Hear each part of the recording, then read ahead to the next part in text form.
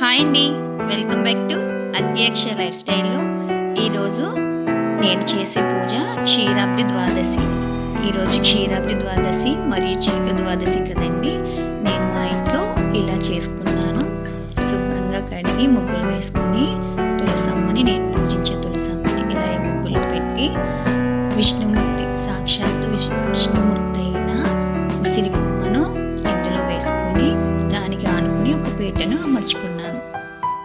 ఇప్పుడు ఆ పీఠకానికి శుభ్రంగా పసుపు మొత్తం రాసానండి. ఇలా పసుపు అంతా రాసి ముగ్గు వేసుకుని, ముగ్గు అంటే మనం ఇప్పుడు పద్మం కదా వేసుకుంటాం, పద్మం వేసుకున్నానండి. చుట్టూ కూడా ముగ్గు పెట్టుకుని ఈ పద్మం పసుపు కుంకుమలతో పైన వేసుకున్నాను. ఇలా పసుపు కుంకుమ వేసి కొంచెం గంధం కూడా వేసుకున్నాను.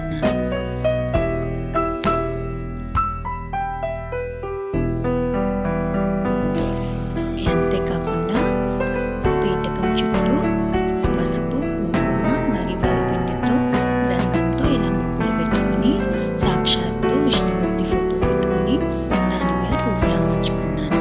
ఇప్పుడు మొదటిగా విష్ణుమూర్తి మరియు తులసమ్మ ఉసిరి కొమ్మ, తులసమ్మ కొమ్మకి పసుపు కుంకుమలు రాసి పువ్వులతో అలంకరించాను.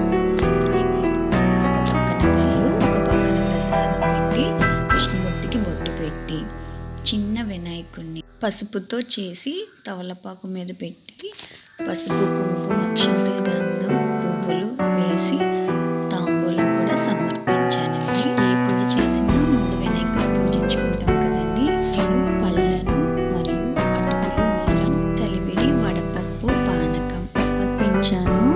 విష్ణుమూర్తి ప్రతిమ కింద లక్ష్మీదేవి ప్రతిమని కూడా అమర్చుకున్నానండి. ఇప్పుడు పీఠకం కింద ముగ్గు వేసి దాని మీద పద్మం వేసి తవలపాకుల పైన దీపాలను అమర్చుకుని ఇలా ప్రతి తవలపాకు మీద ఒక దీపంతో మధ్య మధ్యలో పువ్వులతో ఇలా కింద దీపాలతో అలంకరించాను.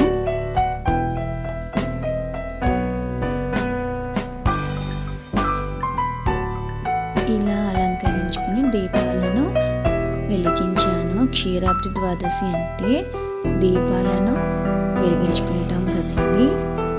ఇంకా మనం ఉసిరికాయ మీద కూడా దీపాలను వెలిగించుకుంటాం.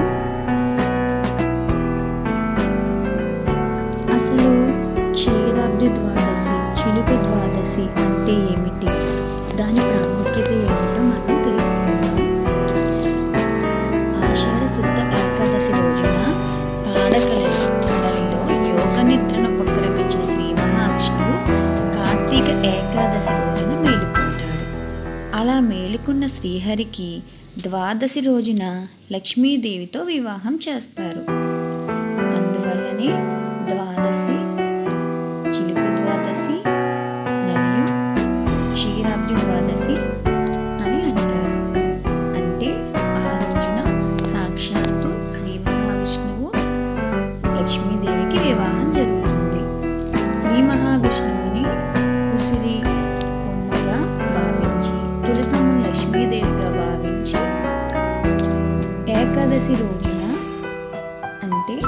ఏకాదశి రోజున యోగ నిద్రలో నుంచి మేలుకున్న శ్రీ మహావిష్ణువు ద్వాదశి రోజున లక్ష్మీదేవితో కలిసి వివాహం చేసుకుంటారు. అందువలన మనం ద్వాదశి రోజున ఇలా దీపాలను అలంకరించి విష్ణుమూర్తికి మరియు లక్ష్మీదేవికి వివాహం చేస్తాం. అమృతం కోసం దేవతలు క్షీరాబ్ది సాగరాన్ని మదించిన పర్వదినం క్షీరాబ్ది ద్వాదశి. ఈ క్షీరాబ్ది ద్వాదశికి చాలా పేర్లతో పిలుచుకోవచ్చండి.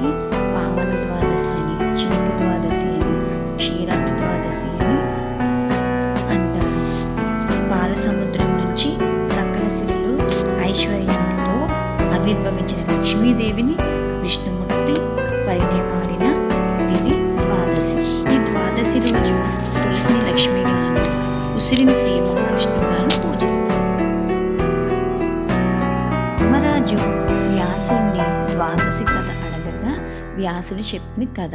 కార్తీక శుక్ల ద్వాదశి నాడు శ్రీ మహావిష్ణువు సకల దేవతలతోనూ లక్ష్మితోనూ మునులతోనూ బృందావనానికి వచ్చి ఒక ప్రతిజ్ఞ చేశారు.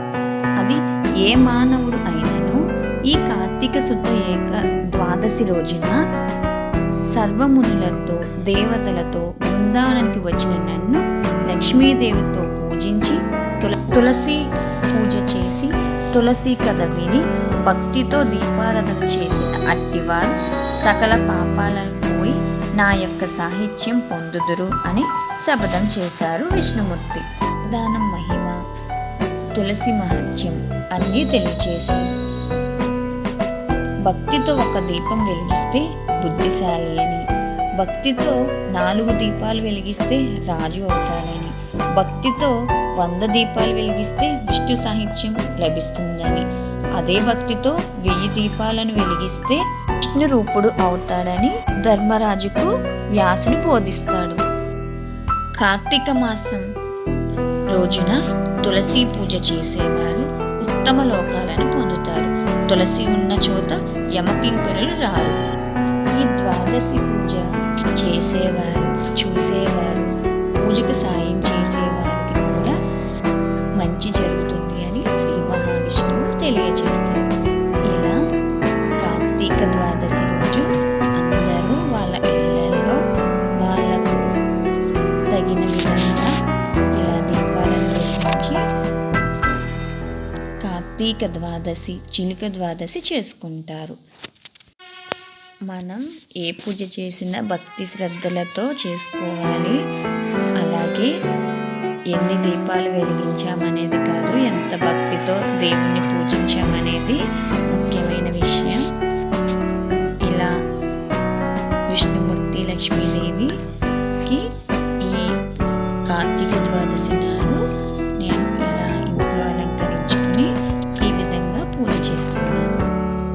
ఇలా కథ చదువు